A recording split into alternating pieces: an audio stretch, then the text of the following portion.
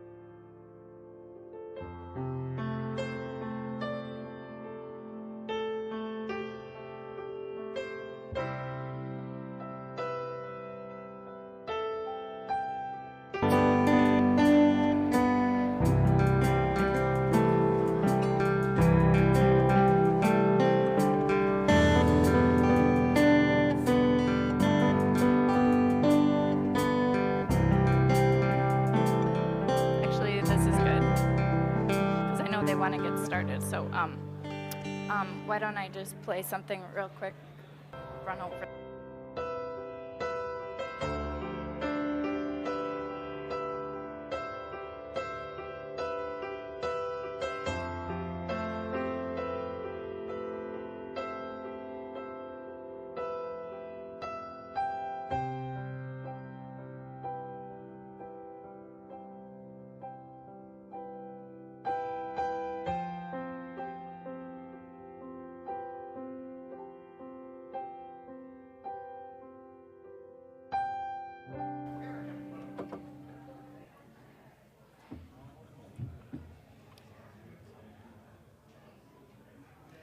Okay.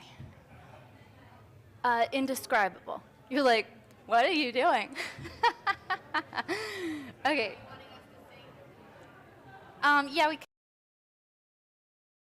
can play the Mid-Pointe music. Okay.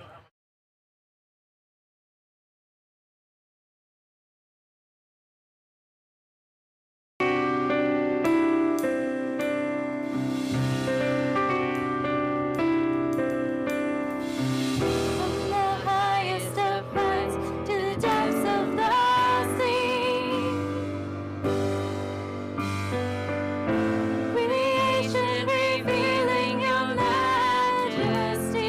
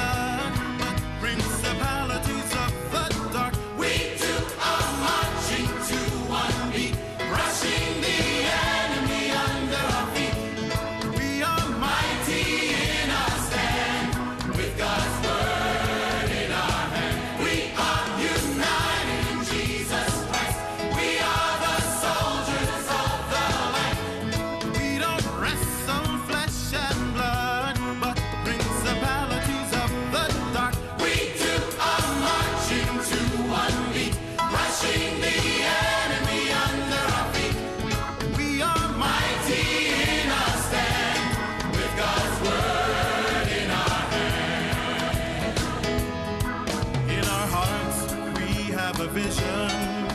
We have made our decision to show the Father's love with great power from above. We are united in Jesus Christ. We are the soldiers of the light. We don't wrestle flesh and blood, but principalities of the dark. We too are marching to one beat, crushing the enemy under our feet. We are mighty in our stand, with God's word in our hand. Let us reach this generation, every tribe and every nation, for we've overcome the world by the blood of Christ the Lamb. We are united in Jesus Christ. We are the soldiers of the light. We don't wrestle flesh and blood, but principalities of the dark. We too are marching to one beat, crushing the enemy under our feet. We are mighty in our stand, with God's word in our hand. Lord our God is a sword and shield. Lord our God is a sword and shield. Lord our God is a sword and shield. Lord our God is a sword and tower. Lord our God is a sword and shield. Fight our battles on our knees. We are united in Jesus Christ. We are the soldiers of the light. We don't wrestle flesh and blood, but principalities of the dark. We too are marching to one beat, crushing the enemy under our feet. We are mighty in our stand, with God's word in our hand. Lord our God is a sword and shield. The Lord our God is a sword and shield. Lord our God is a sword and shield. Lord our God is a mighty tower. Lord our God is a sword and shield. Rock of ages. Fight our battles on our knees. We are united in Jesus Christ. We are the soldiers of the light. We don't wrestle flesh and blood, but principalities of the dark. We too are marching to one beat, crushing the enemy under our feet. We are mighty in our stand, with God's word in our hand. We too are marching to one beat, crushing the enemy under our feet. We are mighty in our stand, with God's word in our hand. We are mighty in our stand, with God's word in our hand. We are mighty in our stand, with God's word in our hand. We are mighty.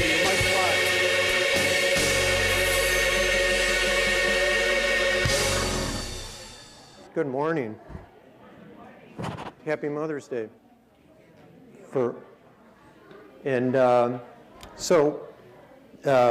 We're now actually in our final series of the year, right? And so a lot to cover. So today my topic is around Matthew, right? And as far as like Matthew being, one of the heroes of the Bible, one of the things I could say, in all honesty, is that, myself and Matthew, we have a lot in common, right? So Matthew was a Jew. I'm a Jew. Matthew was a tax collector. I do my own tax return, right? There's some similarity there. And Matthew was thought to be an extremely handsome man. 2 out of 3 ain't bad, right? So you're both Jews. You can't argue with that. So to start, what I want to do is sort of set this up like for what we're going to be talking about, and really what I'm hoping to get out of this in this session. So to start with, like, so when I think about like really my teaching style and how I like to approach my talks and how I plan my talks, it's really around sort of thinking about really what, not only teaching followers of Christ about what we believe, but why we believe it. And certainly like anyone who, non-followers too, I mean, in teaching Christianity, want to not only understand the what, but the why we believe what we believe. And the reason for the emphasis on the why we believe what we believe is that, in really sort of teaching that, especially really to followers of Christ, right? It's like, not as though I'm necessarily trying to convince people who already are convinced with the truth of Christ, but the why builds conviction, right? The more that we understand why we believe what we believe, the greater conviction and the greater that our faith builds associated with the why. Also, when you think about the why we believe what we believe, we did this whole 8-week study, not only here at Mid-Pointe, but across the whole congregation on witnessing. So in building your faith and really getting at understanding the why we believe what we believe, certainly beyond just the fact of like someone says, hey, tell me about what you believe about, sort of the core elements about being a follower of Christ. The thing that people are probably most interested in is why you believe that.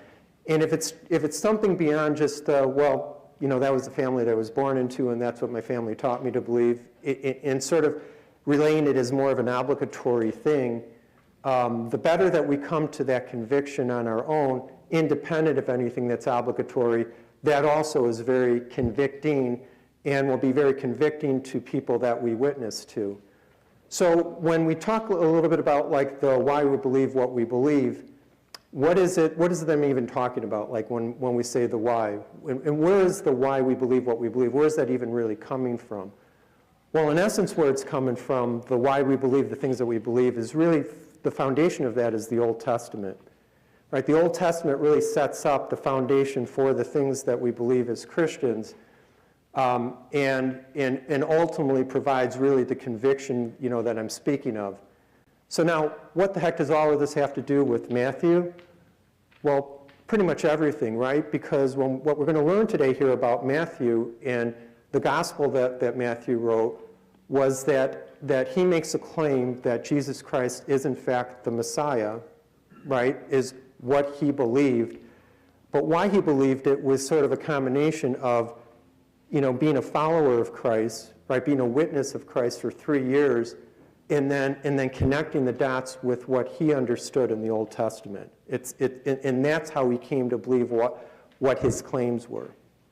So that's the setup. So now if you walk away with nothing else, from here, today, that's really that's the essence of what I hope that you take with you, is that, understanding that the foundation of what we believe sits within the Old Testament. A lot more to build upon. So in getting started, so who is Matthew, right? I mean, this is sort of the basics of like, just getting us started.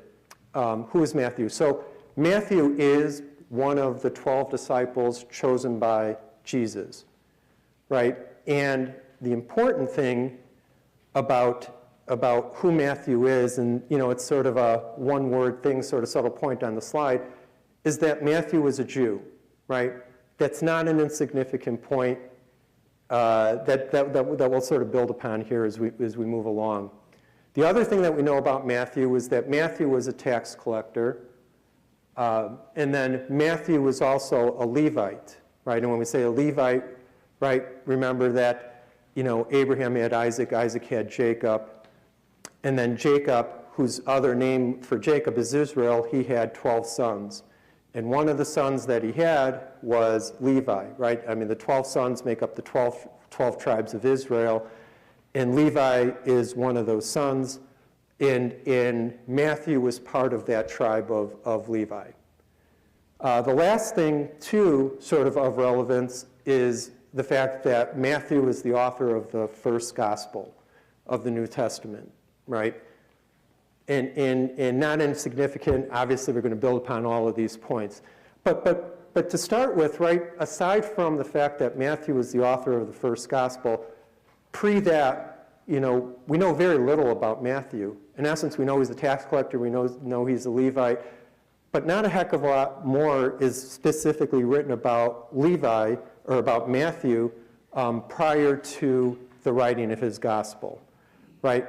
But there's a whole heck of a lot that we could imply and really better understand by these just simple points that we have. And if there wasn't, it'd be a really quick talk. I think we'd be all set. So to start with, right, so the point about Matthew being a tax collector and the relevance of that point, right, is that you need to understand, like at the time, of Jesus, at the time of his selection of Matthew, what you need to know about tax collectors is that they were completely despised by the public. They were thought to be sinful. They were sort of the low class. Nobody wanted to hang around with the tax collectors. And why is that? Well, first of all, nobody really loves tax collectors. I don't know if anyone is in love with the IRS, today, but not only were they tax collectors, but they were tax collectors that squeezed every nickel out of people and really ultimately to their benefit at times. But what we need to know too, and we're going to start out right here, is that Jesus' response to his choice of Matthew in the book of Matthew, chapter 9, a real important point to start out with, chapter 9, verse 9. I'll read it for you. It says, "As Jesus went out from there, he saw a man named Matthew sitting at the tax collector's booth. 'Follow me,' he told him, and Matthew got up and followed him. While Jesus was having dinner at Matthew's house, many tax collectors and sinners came and ate with him and his disciples. When the Pharisees saw this, they asked his disciples, 'Why does your teacher eat with tax collectors and sinners?' On hearing this, Jesus said, 'It is not the healthy who need a doctor, but the sick. But go and learn what this means. I desire mercy, not sacrifice, for I have not come to call the righteous, but sinners.'" So this is immensely important. I mean, this is like one of those subtle points that is really, really hugely important. And the importance of this in the relevance of Jesus making this comment and this claim is the fact that he chose someone who is thought to be sinful, right? And not only did he choose this person who's thought to be sinful, this person himself understood his sinful, imperfect nature. And then Jesus sort of calls out and said, "Hey, I'm choosing the sinners. I'm not choosing the righteous." And Jesus makes this point for a very, very specific reason, in that if you're ultimately going to get and understand what the coming of the Messiah would be and his objective and what he was trying to achieve, you have to first understand, you have to be in a position of understanding that we are sinful people in need of a Savior, right? So hugely, hugely important.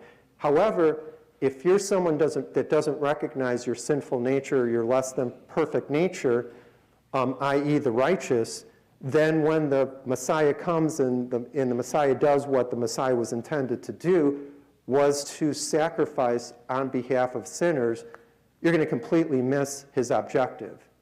And lo and behold, there are a lot of people that missed his objective, i.e. those who thought they were righteous. And to this very day, right, if you are a self-righteous person, you think you've got perfection, you're going to miss the whole point about what Christianity is all about. So that was Jesus' point in this, in the relevance of Matthew being a tax collector. The second thing then, that I raised in the first slide is that Matthew is part of the Levite tribe. He's a Levite, right? He's a part of the Levite tribe. He's a Levite. In the significance and relevance of that is that, as we know and as we learned, right, we did a whole session on this, on the sacrificial system, is that the Levites, the Levite tribe, is the manager and administrator of the laws of the Jewish people, right? The 10 Commandments, the 603 laws, on top of that were handed down by God for the Jewish people to follow, right? And again, the administrators of that, of the laws i.e. into the sacrificial system, was the Levite tribe. So what does this suggest? It suggests the fact that Matthew was very well versed in the Old Testament. Very, very well versed, right? I mean, he understood it, right? He got it. He understood the laws. He understood what the significance of the sacrificial system, the weaknesses of the sacrificial system, because it wasn't a perfect system. It wasn't intended to be perfect, but a foreshadow to the coming of the Messiah. And he was very well versed in the promises that were made in the Old Testament, because he was well versed in the Old Testament about the coming of a Messiah, right? So that is really, really hugely important. And then as I note right here on the slide right at the bottom, is that Jesus' choice of Matthew was very purposeful. It wasn't random. Like, he just didn't pull this guy out of a hat and that this is the guy who's going to be doing this. So Matthew is a Jew. Matthew was a tax collector. He was sinful in nature and recognized his sinful nature, and he had deep knowledge of the Old Testament, right? So that's a huge setup. So although there's very little written about him, that is really, really critically important to understand, to really appreciate who Matthew was and his significance in the Bible. So then when we take this to the next step, is that relative to the points that I just set up, Matthew becomes the writer of his gospel, which again happens to be the first gospel of the four gospels and happens to be the first book of the New Testament, right? The first book that follows the Old Testament. So first of all, really, what was, or what is, and still is, the objective of Matthew's gospel? Well, the objective of Matthew's gospel is very simple and straightforward and to the point. Matthew's gospel, Matthew declared that Jesus Christ was the Messiah, is the Messiah, was and is the Messiah. That was the objective of his gospel, was to make that declaration, right? The basis of Matthew making that declaration, again, is that Jesus chose him, Matthew followed him for 3 years, Matthew was a witness to everything that Jesus did, but more importantly, right, so that in and of itself wasn't enough for Matthew to claim that he was the Messiah. His claim that he was the Messiah was not only what he witnessed, but what he understood from the Old Testament. Again, very purposeful who Jesus chose, his deep knowledge as a Levite of the Old Testament and understanding the promises of a coming Messiah, that when he saw it and he witnessed it, he could link it, he could understand it, he could buy into it, right? So that was the objective, that was the purpose. Again, linkage of his belief about what he believes and the why he believes it to the Old Testament, right? It's the foundation of that. It wasn't meant to be mutually exclusive. His claim of Jesus being the Messiah was completely linked to the Old Testament. Secondly, then, like his target audience, right? So all of the gospel writers had an objective for the gospels that they wrote. Although that they were witnessing the same things, they had different objectives in terms of what they were trying to share to people. For Matthew's sake, his objective and his target audience for his gospel were the Jewish people, right? Not the Gentiles, but the Jewish people. Although I don't want to mislead you to think that this book is only for the Jewish people. Today, it's purposeful for both Jew and Gentile, but at that point in time, his target audience, he was writing this to the Jewish people. And why is that, right? So when you think about it, that if there was a promise of a coming of a Messiah, and the foundation of that is the Old Testament, right, that when Matthew made this declaration that in fact Jesus is the promised Messiah of the Old Testament, who's going to be in the best position to understand that declaration? Would be the Jewish people, right? Because the Old Testament is the book about the Jews, and it's about the book of redemption for people, but leveraging the Jewish people as the deliverer of the Messiah. And the Jewish people were well versed in, obviously, the Old Testament. Not the Gentiles. The Gentiles had no clue about what was in the Old Testament. So naturally, Matthew's target audience would be the Jewish people. But there's something beyond that. It's just, he just didn't tell the story just to tell the story because, wow, this is really interesting, this is really cool. It was very purposeful in targeting the Jewish people.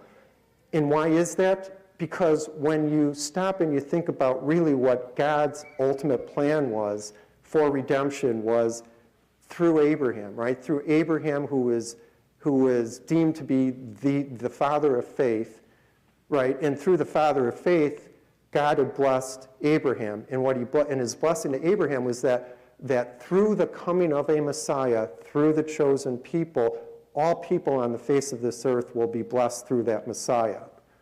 So in Matthew's gospel, it closes with the Great Commission, where Jesus calls everybody to now go out and spread the good news of the gospel to the ends of the earth, as promised by God to Abraham through the Messiah.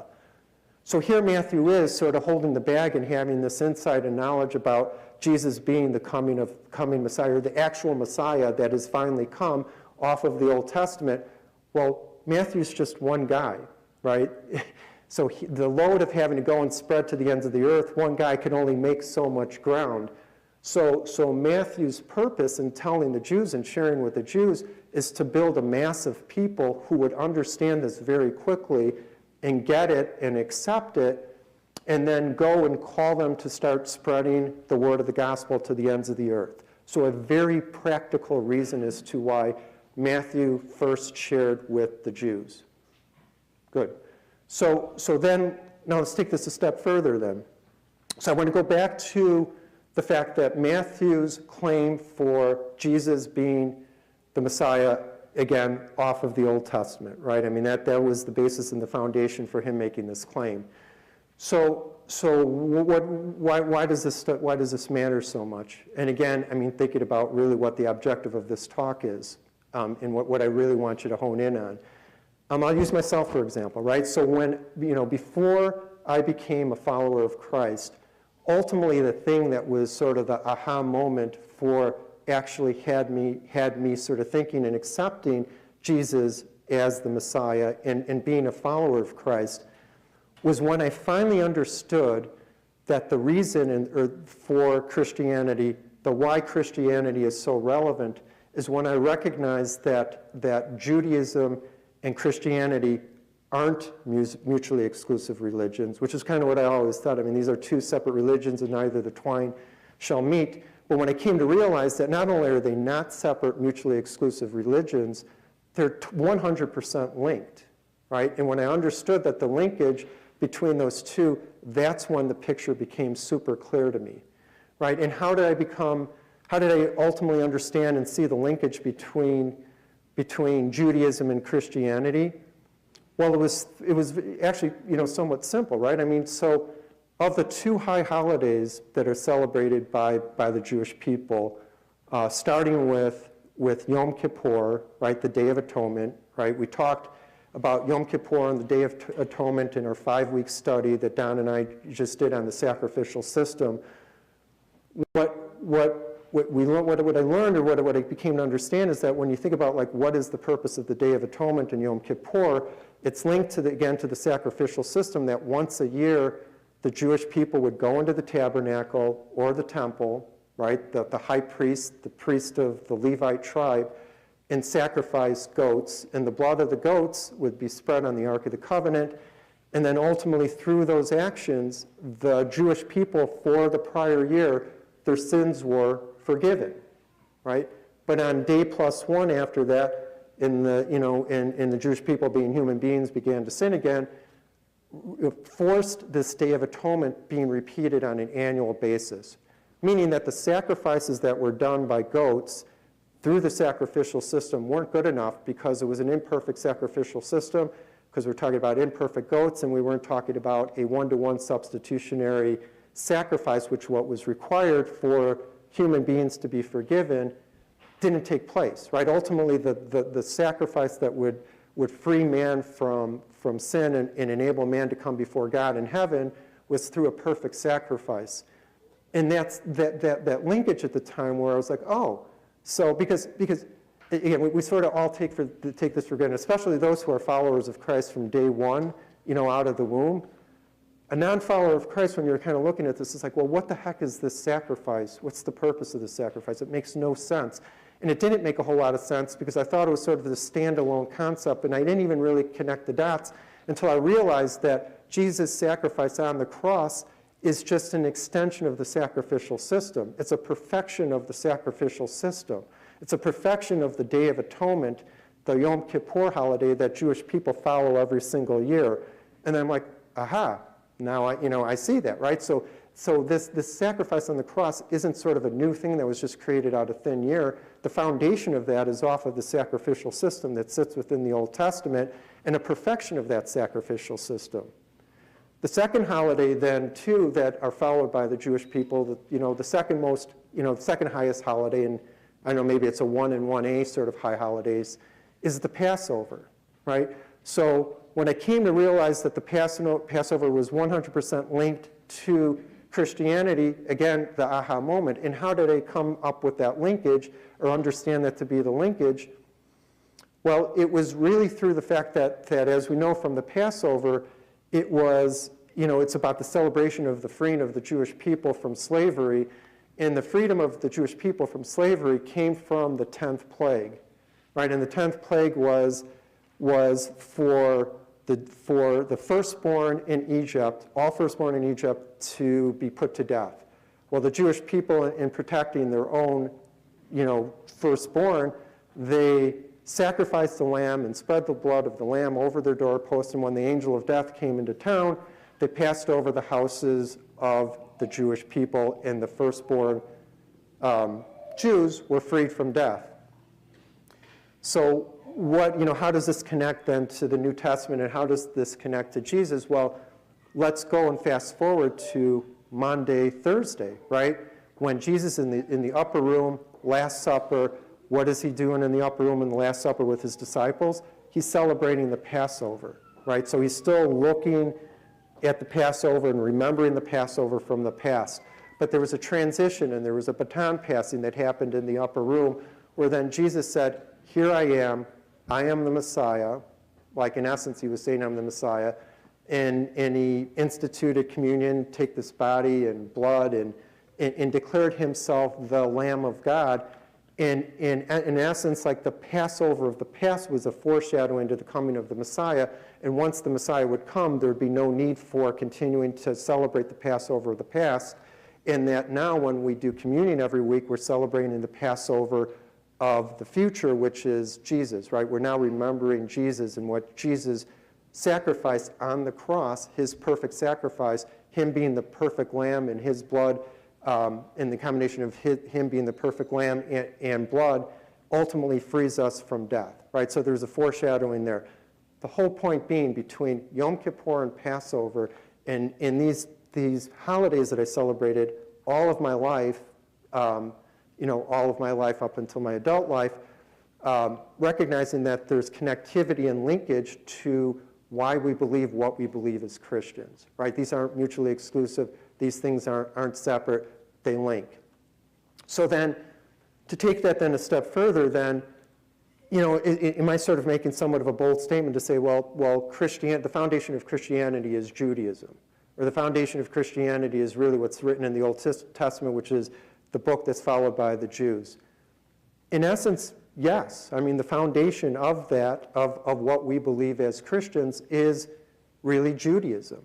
Now, then you say, well, how could that be, right? How could that be? Well, because the Jewish people in general don't believe that Jesus is the Messiah, that they're still waiting for the coming of the Messiah. So how could that be the foundation of our religion? Well, the question that I would ask then is that where is it written in the Bible, that, by the Jewish people, did they extend the Old Testament to basically say, hey, Jesus Christ is not the Messiah, and that's written in their book? Well, it's not written anywhere, right? I mean, it's not written, the Jewish people didn't come out, they didn't do an extension of the Old Testament to come out and say, hey, I just want you to know this thing about Jesus Christ, he's not the Messiah, we're still waiting, so just hang in there. Not done. Having said that, did the Jewish people come out at all in the Bible to speak about Jesus Christ in his messiahship, right? Sort of a trick question, right? Because I've given you the answer multiple times, which is they did. And how did the Jewish people come out and speak about Jesus Christ as being the Messiah? It's through Matthew, right?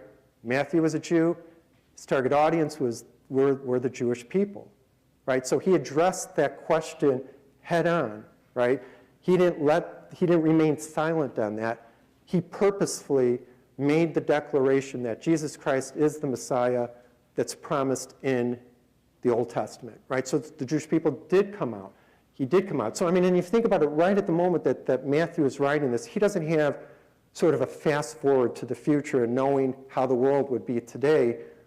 But it was just more of a natural thing. It wasn't like, hey, I know that, there's going to be a certain group of Jewish people that aren't going to believe this or whatnot, or that they'll, whatever. That isn't what the thinking was. It was just sort of a natural extension to the Old Testament, right? So when I'm kind of going back and saying, okay, well, the Old Testament, so if you think about really, the Old Testament, which is followed by the Jewish people, you could say, well, the Old Testament really answers the questions of the New Testament, right? I mean, there's no Christianity if there is in Judaism, and Christianity answers the open questions that were left in the Old Testament. So they link. I mean, this Bible wasn't intended to be mutually exclusive. It wasn't intended just to be for the Jews. It wasn't intended just to be for the Gentiles.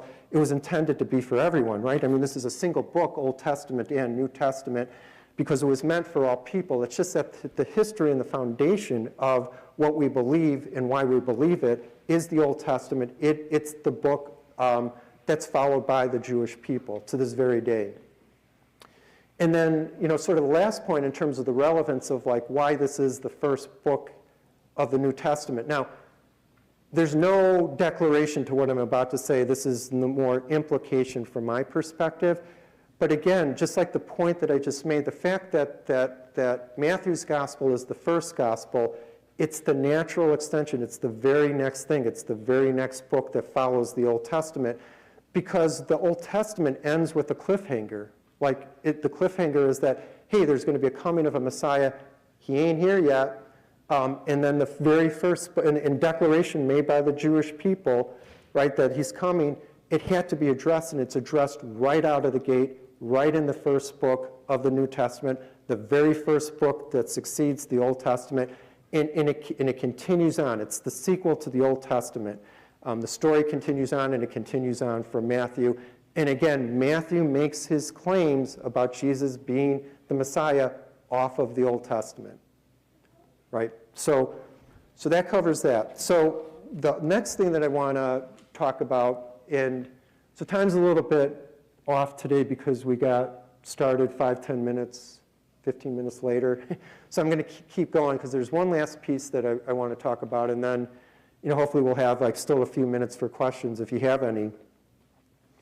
But there's one piece that, I've now talked and I've set up the whole stage about why we believe what we believe is founded on the Old Testament. And I've set up really sort of the whole point about Matthew certainly tells his story leveraging 100% of the Old Testament to make his claim that Jesus Christ is in fact the Messiah, the promised Messiah. And in getting at why we believe what we believe, I've brought up that point many times right now. What was it that Matthew was hanging his hat on within the Old Testament to really be super convinced that Jesus Christ was in fact the promised Messiah?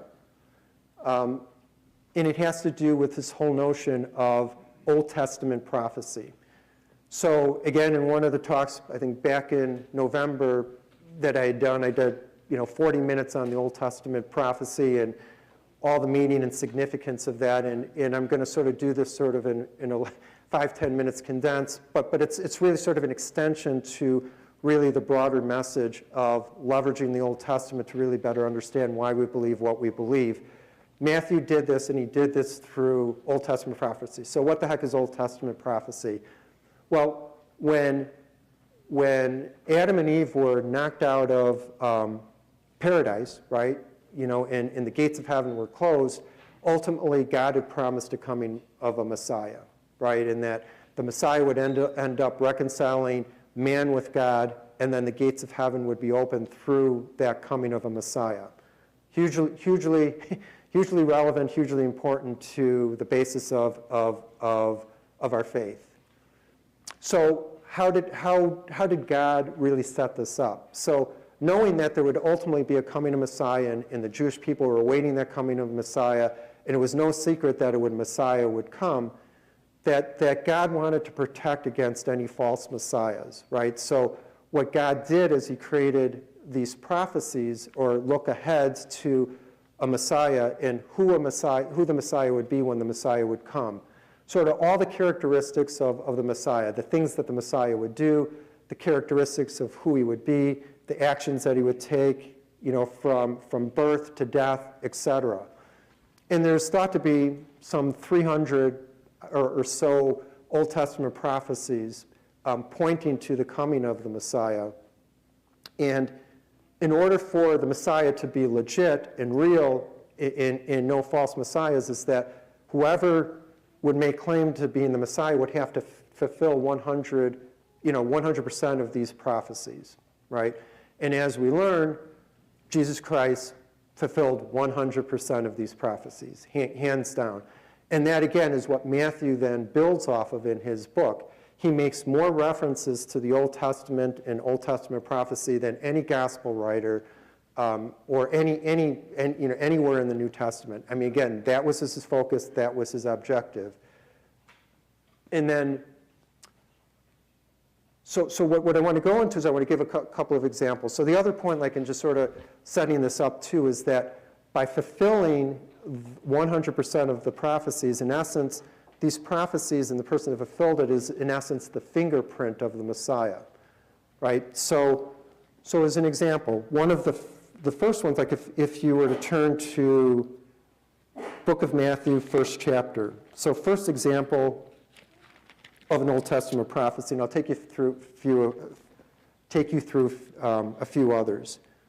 In the first chapter, what we could see, and I'm not going to read this to you because I'll mispronounce all of the names, but Matthew starts out in his gospel going through a genealogy, right?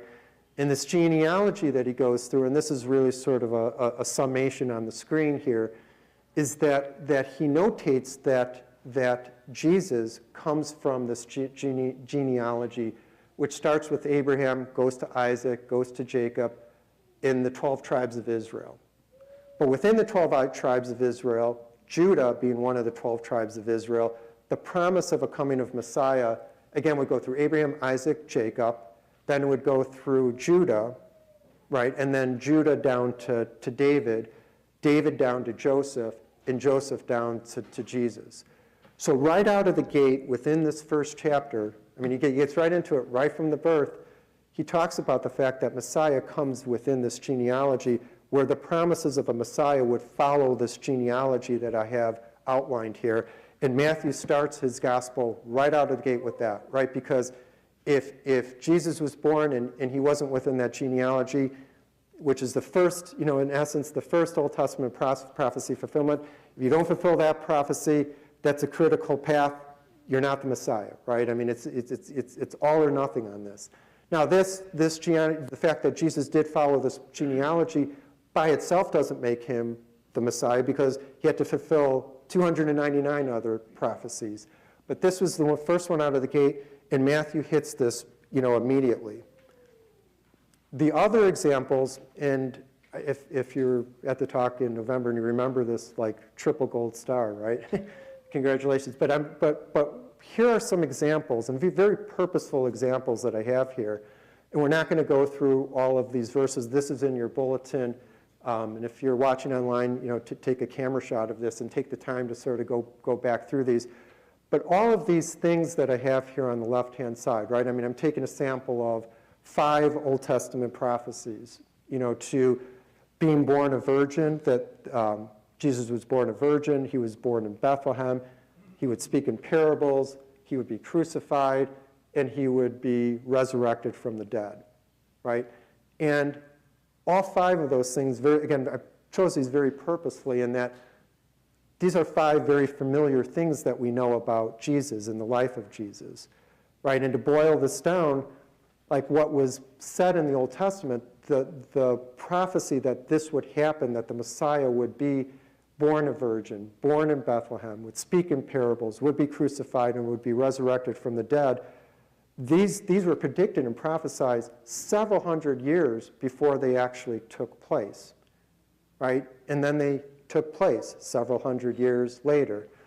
And the purposefulness of the ones that I chose is a way to sort of create an easy way to memorize this, or never forget it, is that when you start with the first two, that he would be born a virgin and that he would be born in Bethlehem, again, the way that I came to understand the linkage between Old Testament and New Testament and a follower of Christ is that I understood the Jewish holidays and understood the linkage to Jesus Christ.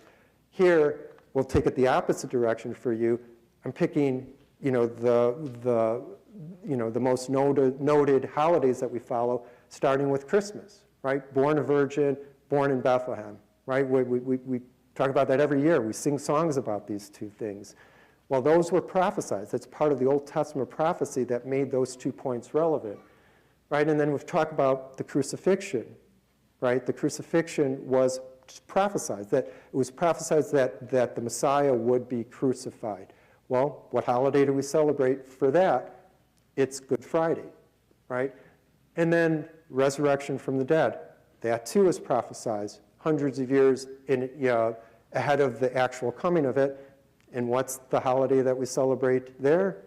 Easter, right? So Christmas, Good Friday, Easter, these things that we talk about and all the time will go in reverse direction for followers of Christ, in that the foundation of that belief is, again, off the Old Testament.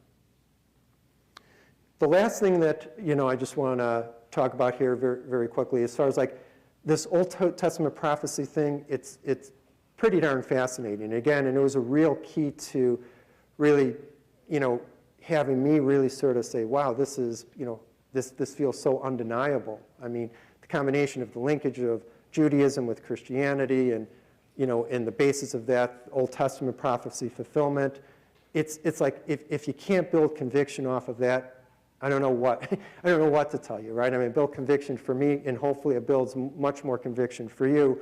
Naturally, there's people who came up with objections to, the Old Testament prophecy, and I'll just go through this fairly quickly, but one is sort of the coincidence argument, and that is, again, by some random chance, a human being could actually fulfill all of these prophecies that I was talking about.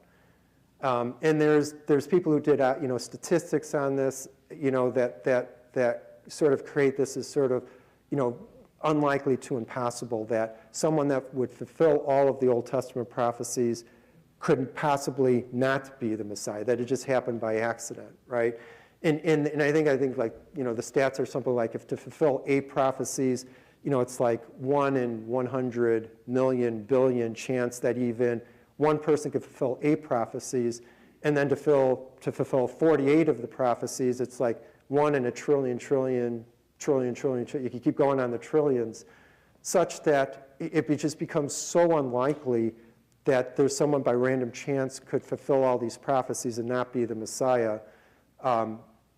It's just very unlikely. So then, the other thing then too is that one of the objections is that, well, Matthew just made this stuff up, right? Because he just wanted to become famous, so he's going to make up the fact that Jesus Christ was the Messiah. Well, heck, Matthew died a martyr's death. So I don't know how many people would want to die a martyr's death based on a lie, right? I mean, let alone telling the truth. So that one kind of falls apart. And then the whole fact of like Jesus intentionally fulfilled all of these prophecies on his own. Some of them, like I have like on there, that he knew that speaking in parables was one of the prophecies. He could have like fit that in, but there's no way that he could have planned his genealogy. There's no way that he could have planned who he would be born to. There's no way that he could have planned his crucifixion and his resurrection, et cetera, et cetera, et cetera. So that one falls apart. And then just sort of the last point in that there's a misinterpretation, by the scholars of the Old Testament prophecy. So I guess the debunk on that is sort of an encouragement that if this is of any interest or any doubts, go and study it yourself and come to your own conclusions. I certainly came to mine. But again, so in closing, again, this is all about, if there's nothing else that you take with you, foundation of why we believe what we believe is through the Old Testament. I feel super, super strongly and convicted in that, and that's really the manner in which I teach. Certainly Matthew felt pretty convicted, and he's far superior than I am, because his whole gospel is really based on that concept. But that's it. Thanks. So, I don't know if there's any questions or. Go ahead. Here, hold on, Dave.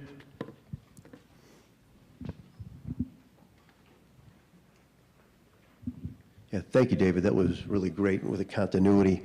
I just guess I'm unclear on where Judah fits in. Was Judah a Levite or not? Or? No, so Judah, so there's the 12 tribes of Israel. So Matthew was a Levite, but Judah wasn't a Levite. But the promise of a coming of a Messiah went through that tribe. Okay. Right, so that's the path. That's the lineage. And that was given in Genesis 49:10 on Jacob's deathbed. That's where he said, the scepter will not depart from you. So that's where the king, the righteous king who would be Jesus, was promised in Genesis 49 on Jacob's deathbed. So any other questions? Yep, hold on, Vicki.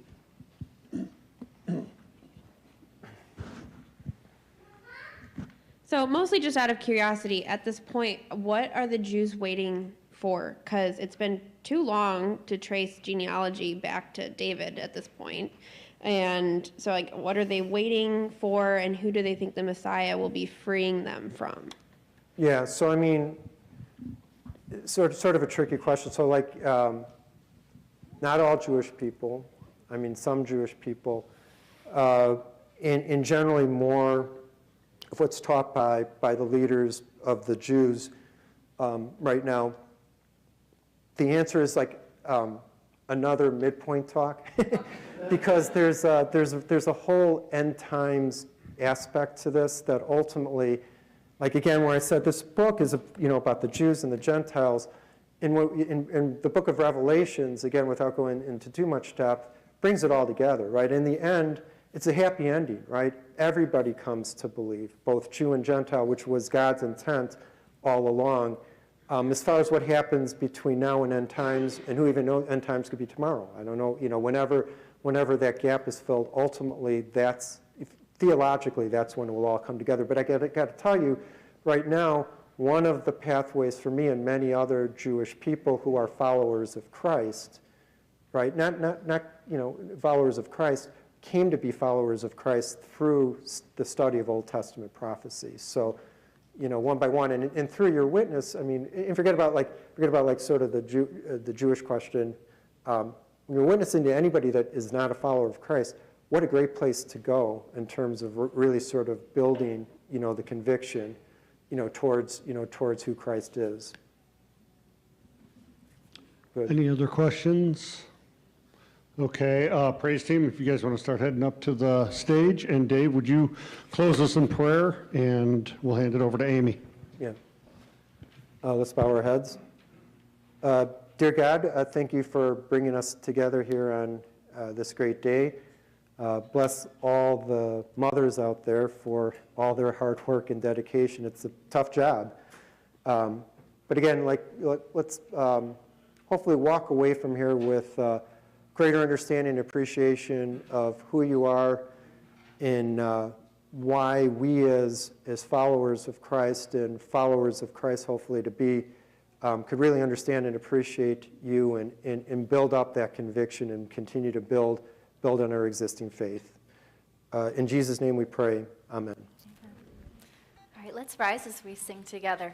This song is called Days of Elijah, and it really celebrates the significance of Jesus coming for us. So let's sing it out. 1, 2, 3, 4.